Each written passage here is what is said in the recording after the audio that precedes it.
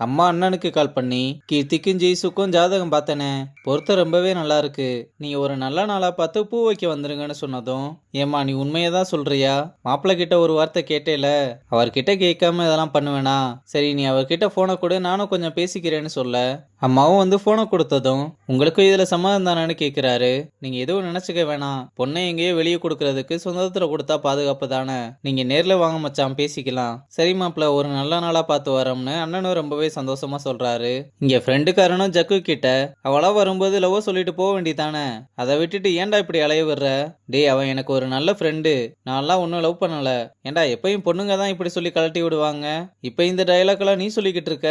இப்போ ஒரு கிளைண்ட பார்க்க போறோம், அவங்க தான் இந்த ஏரியாவோட டானா, கொஞ்சம் அவங்க கிட்ட அடக்கி வாசின்னு சொல்றான். அப்ப அங்க 2 பேர் நின்னுகிட்டு இருக்க, தங்கம்னு கிளைண்டோட பேரை சொல்லி வீடு எங்க இருக்குன்னு கேட்டா, தம்பி வெளியே போய் இப்படி எல்லாம் சொல்லிக்கிட்டு இருக்காத. சரி நீங்க 2 பேர் யாரு? அவங்க தான் டிஜே வேணும்னு கூப்பிட்டு இருந்தாங்கன்னு சொன்னதும், ஓ நீங்க தானே அதுன்னு நம்ம பசங்க 2 பேரையுமே கூப்பிட்டு போறான். அப்ப எவனோ தப்பு பண்ணானு தங்கம் ஒருத்தனை போட்டு அடிச்சு மிரட்டி அனுப்புற மாதிரி ஒரு இன்ட்ரோ கொடுக்க, நம்ம பசங்க அங்க வந்ததும் யாருன்னு கேட்டா, இவனுங்க தான்க்கா அந்த பாட்டு படிக்கிறவனுங்க. எதுக்கு ஆண்டி வர சொன்னீங்க? டேய் ஆண்டின்லாம் கூப்பிடக்கூடாது, அக்கான்னு தான் கூப்பிடணும். வர்ற 10ஆம் தேதி எனக்கு பிறந்த நாள் வருது, அன்னைக்கு ஒரு பார்ட்டி இருக்கு, பெரிய பெரிய ஆளுங்கெல்லாம் வேற வருவாங்க. நீ தான் நல்ல நல்ல பாட்டா போடுவேன்னு கேள்விப்பட்டேன், அன்னைக்கு வந்து நல்லா போட்டு கொடுன்னு சொல்ல, நம்ம பசங்களும் நைஸா அட்வான்ஸ் கேட்க, என் பொண்ணு வெளியே இருப்பா போய் வாங்கிட்டு போங்கன்னு சொல்றாங்க. அப்ப நம்ம பசங்க பொண்ணு யாருன்னு தெரியாம தேடிக்கிட்டு வந்துகிட்டு இருக்க, அவளே அவனுங்களை பார்த்து கூப்பிட்டு, நான் உன்னை பார்ட்டிலலாம் பார்த்துருக்கேன், நீ ரொம்ப நல்லா பண்றதுனாலதான் அம்மா கிட்ட உன்னை பத்தி சொன்னேன், ஐயோ ரொம்ப நன்றிக்கான்னு சொன்னதும், என் அம்மாவை அக்கான்னு கூப்பிட்டா போதும், என்ன மீனுனே கூப்பிடலாம். நம்ம பசங்களும் நல்ல வேலை அக்கான்னு கூப்பிட சொல்லலேன்னு அக்கா உங்ககிட்ட அட்வான்ஸ் வாங்கிக்க சொன்னாங்கன்னு சொன்னதும், சரி உள்ள வாங்க தாரேன்னு கூட்டிட்டு போறா. இங்க ஜெய்சு கிட்ட ஒரு கிளைண்ட் வந்து அவரோட பொண்டாட்டிக்கு ஏற்கனவே கல்யாணம் ஆயிருக்குன்ற விஷயத்த மறைச்சிட்டு இவருக்கு தெரியாம 2வது கல்யாணம் பண்ணி வச்சிருக்காங்க. இந்த போட்டோ எல்லாமே ஃபர்ஸ்ட் புருஷன் இவரோட கான்டாக்ட்ல இருக்கிறதுனால அவர் தான் அனுப்பியிருக்காரு. சரி இதை பத்தி உங்க ஒய்ஃபு கிட்ட பேசுனீங்களா? அவ்வளோ அவங்க ஃபேமிலியும் சேர்ந்து இதை பொய்ன்னு சமாளிக்கிறாங்க, என் மேல டொமஸ்டிக் வயலன்ஸ் கேஸ் வேற போடுவேன்னு மிரட்டுறாங்க. சரி உங்க ஒய்ஃபு கிட்ட நீங்க எல்லாத்தையுமே உங்களை பத்தி சொல்லியிருக்கீங்களா? எல்லாத்தையும் இல்ல, சின்ன சின்ன விஷயங்களை சொல்லாம மறைச்சிருக்கேன். அப்போ நீங்க மறைச்சதெல்லாம் தப்பு இல்ல, அவங்க மறைச்சா மட்டும் தப்பான்னு கேட்டதும் ஃப்ரெண்டுக்காரனும் கொஞ்சம் பொறுமையா டீல் பண்ணுன்னு சொல்றான். கல்யாணத்துக்கு முன்னாடி ஒருத்தவங்களை பத்தி தெரிஞ்சுக்காதது உங்களோட தப்பு, இப்ப எல்லாம் தெரிய வந்ததும் அவங்கள கூப்பிட்டு உட்கார வச்சு பேசாம இப்ப வந்து சீட் பண்ணிட்டாங்க அது இதுன்னு சொல்லிக்கிட்டு இருக்கீங்கன்னு கேட்க, அவரும் ரொம்ப கோவமா எந்திரிச்சு, நான் இதை லீலாவதி மேம் கிட்டே பேசிக்கிறேன்னு சொல்லிட்டு கிளம்புறாரு. இங்க சித்துவும் ஹரிணியும் ஒரு ப்ராஜெக்டை முடிக்கிறதுக்காக கார்ல போய்கிட்டு இருக்காங்க. அப்ப சித்து எப்படியாவது ஹரிணியா லஞ்சுக்கு கூட்டிட்டு போயிடணும்னு அவனும் என்னென்னமோ பிட்ட போட்டு பார்க்க, அவ எதுக்குமே அசராம ப்ராஜெக்டை பத்தியே பேசிக்கிட்டு இருக்கா. உடனே நம்ம பையனும் ஹார்னை விடாம அடிக்க, எதுக்கு இப்படி அடிக்கிறீங்கன்னு கேட்டா, இது மட்டும் நல்லா கேக்குதுல, அப்ப நான் கேக்குறதுக்கு மட்டும் பதிலே சொல்லாம இருந்தா இப்படி, எனக்கு தான் பிடிக்கலன்னு தெரியுதுல, இந்த மாதிரி பேசுறதெல்லாம் தப்பா இருக்குன்னு உங்களுக்கு தோணல? லஞ்சுக்கு தானே போலாமான்னு கேட்டேன், அதுல என்ன தப்பு? நீங்க ஃபர்ஸ்ட் கார் அனுப்பாட்டுங்கன்னு கீழே இறங்கி நடக்க ஆரம்பிக்க, இப்ப என்னாச்சு எதுக்கு இப்படி பண்ணிக்கிட்டு இருக்கேன்னு கேட்டா, நான் ஆட்டோலயே ஆபீஸுக்கு போய்க்கிறேன்னு சொல்றா. ஏய் நான் என்ன டேட்டுக்கா கூப்பிட்டேன், ப்ராஜெக்ட்டுக்கு போற வழியில சாப்பிட்டு போலாம்னு கூப்பிட்டேன், ஒரு கொலி கூட லஞ்ச் கூட சாப்பிடக்கூடாதா? இது என்ன அநியாயமா இருக்கு?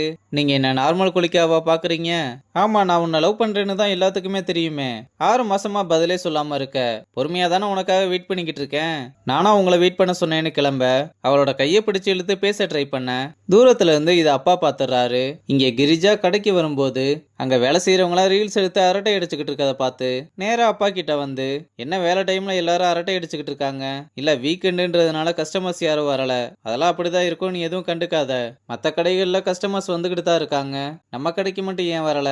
சரி இப்போ உனக்கு என்ன வேணும்னு கேட்டதும் கடையை மறுபடியும் பிக்கப் பண்ண வைக்க அவங்களும் சின்ன சின்ன ஐடியாஸ் கொடுக்க, எனக்குன்னு ரெகுலர் கஸ்டமர் இருக்காங்க அவங்களே போதும்னு சொன்னதும், ரெகுலர் கஸ்டமர்ஸை மட்டும் வச்சு இந்த கடையை ரன் பண்ண முடியாது, கண்டிப்பா ஒரு மாற்றம் வேணும், எனக்கு தோணுனதை சொன்னேன்னு லஞ்ச கொடுத்துட்டு போறாங்க. இங்க அப்பா வீட்டுக்கு வந்ததும் அம்மா கிட்ட, அந்த பொண்ணை லவ் பண்ணலன்னு சொன்ன, அப்புறம் ஏன் அந்த பொண்ணு கூட சுத்திக்கிட்டு இருக்கான்? எங்க ஒரு ப்ராஜெக்ட் விஷயமா வெளியே போறேன்னு என்கிட்ட சொல்லிட்டு தான் போனான், அது அப்படி உன்கிட்ட மட்டும் சொல்லிட்டு போறான், என்கிட்ட மட்டும் எல்லாத்தையுமே மறைக்கிறான், நீங்க எல்லாத்தையும் போலீஸ் கண்ணோட பார்த்தா அப்படிதான் தெரியும், நீங்க நினைக்கிற மாதிரி லவ் எல்லாம் இல்ல, அப்ப கண்டிப்பா அவன் லவ் பண்ணலங்க என்ன நம்புங்க. சரி அப்ப அவனுக்கு நானே ஒரு நல்ல பொண்ணா பாக்குறேன்னு சொல்லிட்டு போறாரு. இங்க அம்மாவும் ஜெய்சு கிட்ட, அண்ணங்கிட்ட எல்லாத்தையுமே பேசிட்டேன், அவங்களும் கூடிய சீக்கிரம் பூ வைக்க வரோம்னு சொல்லிட்டாங்கன்னு சொன்னதும், அப்ப மீரா கீர்த்தி மாமாவுக்கு நம்ம வீட்டுல நடந்ததெல்லாம் தெரியுமான்னு கேட்க, அப்பா எதையுமே சொல்ல வேணாம்னு சொல்லிட்டாரு, நீங்களும் அதை பத்தி எதுவும் பேச வேணாம், நேரம் பார்த்து நானும் அப்பாவும் பேசிக்கிறோம்னு சொல்றாங்க. அப்புறம் ஜெய்சுவும் அம்மாவோட ரூமுக்கு வந்து எதையோ தேட ஜக்கு அங்க வந்ததுமே என்னடான்னு கேட்டா அம்மா உன்னை கூப்பிட்டாங்கன்னு சொல்லிட்டு கிளம்ப டேய் கீர்த்தி மாமா நம்பர் உங்ககிட்ட இருக்கான்னு கேட்டதும் அப்ப மாமாவோட நம்பர் எடுக்கதான் அம்மாவோட செல்ல தேடுறியான்னு கேக்குறான். அவளும் அதுக்கு எதுவுமே சொல்லாம மூடிட்டு அனுப்புன்னு சொன்னதும் நம்ம பையனும் அனுப்புனதும் சரி அந்த லேடியோட பொண்ணோட இன்ஃபர்மேஷன் கிடைச்சதான்னு கேட்டா கொஞ்சம் வேலையில இருந்ததுனால மறந்து போயிட்டேன், அப்ப விடு நானே பாத்துக்கிறேன். இல்ல அதெல்லாம் வேணாம் நானே பாத்துக்கிறேன்னு சொல்லிட்டு கிளம்புறான். இங்க ஜெய்சுவும் கீர்த்தி கிட்ட உண்மையை சொல்ல போறாளா என்னன்னு தெரியல. இதோட இந்த எபிசோடையுமே முடிச்சிருக்காங்க.